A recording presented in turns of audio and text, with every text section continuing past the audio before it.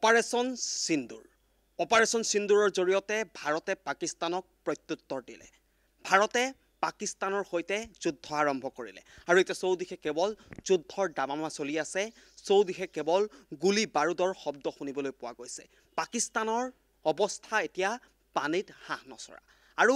এই প্ৰতিবেদনত আমি এগৰাকী মহিলাৰ কথা পাতিম আপোনালোক সকলোৱে জ্ঞাত যে দুগৰাকী মহিলাই কি ধৰণে নিজেই ওলাই আহিছিল কি ধৰণে দুগৰাকী মহিলাই অপাৰেশ্যন সিন্দুৰত ভূমিকা প্ৰদান কৰিছিল আৰু সেই দুগৰাকী মহিলাক আপোনালোকে নিশ্চয় এতিয়া চিনি পাই উঠিছে ছফিয়া কুৰেশ্বি আৰু ভূমিকা সিং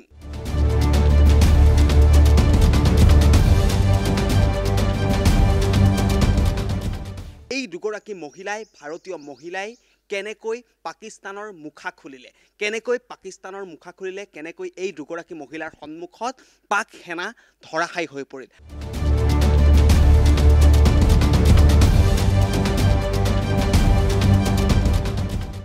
আমি আজি কথা পাতিম এই প্ৰতিবেদনত ছফিয়া কুৰেশ্বীৰ কথা আপোনালোক সকলোৱে হয়তো জ্ঞাত হৈছে যে ছফিয়া কুৰেশ্বীৰ অসমৰ সৈতেও ঘনিষ্ঠ সম্পৰ্ক আছে আৰু এই প্ৰতিবেদনত আমি ছফিয়া কুৰেশ্বীৰ ঘৰৰ পৰা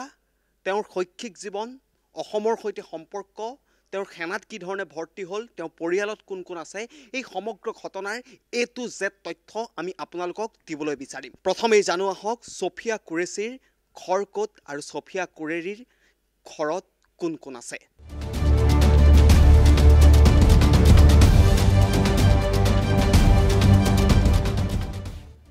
ছফিয়া কুৰেশ্বি হৈছে গুজৰাটৰ বদোদৰাৰ বাসিন্দা ছফিয়া কুৰেশ্বীৰ ককাক ভাৰতীয় সেনাবাহিনী ধৰ্মগুৰু আছিল ছফিয়াৰ পিতৃ তাজ মহম্মদ কুৰেশ্বীয়ে ইলেক্ট্ৰনিক আৰু মেকানিকেল ইঞ্জিনিয়াৰ কৰ্পছত সেৱা আগবঢ়াইছিল আৰু 1971 চনত যুদ্ধতো অংশগ্ৰহণ কৰিছিল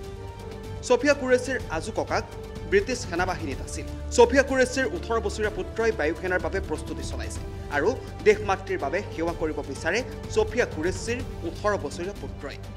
আনফালে ছফিয়া কুৰেশ্বীৰ কন্যাও ভাৰতীয় সেনাবাহিনীত যোগদান কৰিব বিচাৰে এয়া আছিল ছফিয়া কুৰেশ্বীৰ পৰিয়ালৰ কথা আপোনালোকে নিশ্চয় গম পালে যে ছফিয়া কুৰেশ্বীৰ পিতৃ আজু ককাকৰ পৰা বৰ্তমান থকা সন্তানলৈকে সকলোৰে হিৰৰ ৰন্ধে ৰন্ধে দেশপ্ৰেম জাগ্ৰত হৈ আছে আৰু ছফিয়া কুৰেশ্বীৰ পৰিয়ালে বিগত সময়ছোৱাতো দেশ মাতৃৰ বাবে কাম কৰি আহিছে দেশৰ হকে কাম কৰি আহিছে এগৰাকী বীৰাংগনা আৰু সেই বীৰাংগনাগৰাকীৰ প্ৰত্যেকগৰাকী পৰিয়ালৰ প্ৰত্যেকগৰাকী সদস্যৰ শৰীৰত আছে দেশ মাতৃৰ বাবে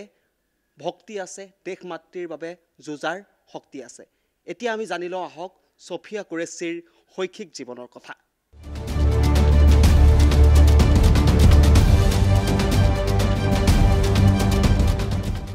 1997 চনৰ বদোদৰা মহাৰাজা ছায়াজিৰা বিশ্ববিদ্যালয়ৰ পৰা জৈৱ ৰসায়ন বিজ্ঞানত স্নাতকোত্তৰ ডিগ্ৰী লাভ কৰিছিল পৰৱৰ্তী সময়ত PhD অধ্যয়ন আৰম্ভ কৰে যদিও PhD ত্যাগ কৰি 1999 চনত সেনাবাহিনীত যোগদান কৰে ছফিয়াই 1999 চনত চেন্নাইৰ অফিচাৰ্ছ ট্ৰেইনিং একাডেমীৰ পৰা প্ৰশিক্ষণ গ্ৰহণ কৰাৰ পাছত ছফিয়াই সেনাবাহিনীত লেফটেনেণ্ট হিচাপে কমিছন লাভ কৰে 2006 চনত ছফিয়াই কংগোত ৰাষ্ট্ৰসংঘৰ শান্তিৰক্ষা অভিযানৰ সামৰিক পৰ্যবেক্ষক হিচাপে কাৰ্যনিৰ্বাহ কৰিছিল 2010 চনৰ পৰা শান্তিৰক্ষা অভিযানৰ সৈতে জড়িত হৈ পৰিছিল ছফিয়া পঞ্জাব সীমান্তত অপাৰেশ্যন পৰাক্ৰমত সময়ত কৰা সেৱাৰ বাবে জেনেৰেল অফিচাৰ কমান্ডিং ইন চিফৰ পৰা প্ৰশংসাপত্ৰ লাভ কৰিছিল ছফিয়াই আনহাতে উত্তৰ পূব ভাৰতত বান সাহায্য অভিযানৰ সময়ত কৰা সাহসী কামৰ বাবে সিগনেল অফিচাৰ্ছ ইন চিফৰ পৰাও প্ৰশংসাপত্ৰ লাভ কৰিছিল ছফিয়া কুৰেশ্বীয়ে ছফিয়াই ফৰ্চ কমাণ্ডাৰ পৰাও প্ৰশংসা লাভ কৰিছিল অপাৰেশ্যন সিন্দুৰত অংশ লোৱা কৰ্নেল ছফিয়া কুৰেশ্বী কৰ্ণাটকৰ বেলগামৰ বোৱাৰী ছফিয়াৰ স্বামী তাজুদ্দিন বাগেৱাৰী বেলগাম জিলাৰ গোকাক তালুকৰ কন্নুৰ গাঁৱৰ স্বামী স্ত্ৰী দুয়োজনেই ভাৰতীয় সেনাবাহিনীত কৰ্মৰত 2015 চনত দুয়োৰে বিবাহ পাশত আবদ্ধ হৈছিল ছফিয়া বৰ্তমান জম্মুত কৰ্নেল হিচাপে নিযুক্তি পোৱাৰ বিপৰীতে স্বামী তাজুদ্দিন বাগেৱাৰী ঝান্সীত কৰ্নেল হিচাপে কৰ্মৰত ছফিয়া কুৰেশ্বীৰ শৈক্ষিক জীৱনৰ কথা আমি আপোনালোকক জনালো ছফিয়া কুৰেশ্বীৰ পৰিয়ালৰ কথা আমি আপোনালোকক জনালো ছফিয়া কুৰেশ্বীয়ে কেনেকৈ গুজৰাটৰ পৰা আহি ছফিয়া কুৰেশ্বীয়ে কেনেকৈ ভাৰতীয় সেনাত যোগদান কৰিলে কেনেকৈ দেশ মাতৃৰ বাবে ছফিয়া কুৰেশ্বীয়ে কাম কৰি আহিছে যুঁজি আহিছে আৰু সকলোৰে মনত উদয় হৈ থকা আন এটা বিশেষ প্ৰশ্ন ছফিয়া কুৰেশ্বীৰ দৰমহা কিমান টকা দৰমহা পায় এগৰাকী সেনাই ছফিয়া কুৰেশ্বীয়ে দৰমহাৰ উপৰিও চৰকাৰৰ ফালৰ পৰা আৰু কি সুবিধা লাভ কৰে পলকতে জানো আহক সেইখিনিও তথ্য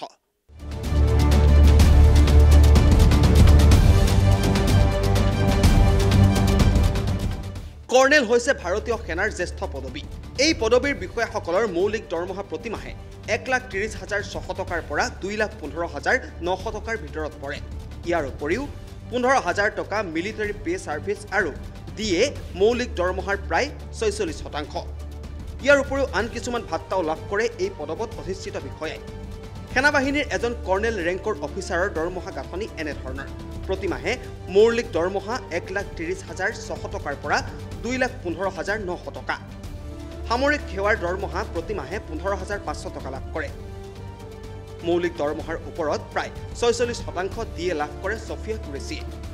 ইয়াৰ উপৰিও ছফিয়াই অন্যান্য ভাত্তা যেনে HRA পৰিবহন কিট ফিল্ড ভাত্তাও লাভ কৰে প্ৰতি মাহে মুঠ ইনহেণ্ড দৰমহা 2,20,000 পৰা 2,50,000 টকা লাভ কৰে ছফিয়া কুৰেশ্বীয়ে ইয়াৰ উপৰি কৰ্নেল ছফিয়া কুৰেশ্বীয়ে চৰকাৰী থকাৰ ব্যৱস্থা নিজৰ আৰু পৰিয়ালৰ বাবে চিকিৎসাৰ সুবিধা কেণ্টিনৰ সুবিধা সন্তানৰ শিক্ষাৰ বাবে বিশেষ সুবিধা অৱসৰৰ পাছত পেঞ্চন আৰু গ্ৰেচুইটি আৰু ক্লাব মেম্বাৰশ্বিপ লাভ কৰে আপোনালোকে জানিলে ইতিমধ্যে ছফিয়া কুৰেশ্বীয়ে কিমান টকা দৰমহা পায় আৰু ছফিয়া কুৰেশ্বীয়ে কি চৰকাৰী সুবিধা লাভ কৰে সন্তানৰ শিক্ষাৰ পৰা চিকিৎসালৈকে কি সুবিধা লাভ কৰে এগৰাকী সেনাই ভাৰতীয় সেনাই কি সুবিধা প্ৰদান কৰে এগৰাকী সেনাক আৰু সেই ছফিয়া কুৰেশ্বীয়ে কেনেকুৱা সুবিধা লাভ কৰে সেইখিনি তথ্য আমি আপোনালোকক দিলো এতিয়া আহিছো আন এটা বিশেষ তথ্য আপোনালোকক জনাবলৈ অসমৰ সৈতে ছফিয়া কুৰেশ্বীৰ কি সম্পৰ্ক আছে সকলোতে চৰ্চা হৈ আছে যে ছফিয়া কুৰেশ্বীৰ অসমৰ সৈতে সম্পৰ্ক আছে অসমত থাকি ছফিয়া কুৰেশ্বীয়ে কি কৰি আছিল সেইখিনি তথ্য আমি এই প্ৰতিবেদনত আপোনালোকৰ বাবে আগবঢ়াইছো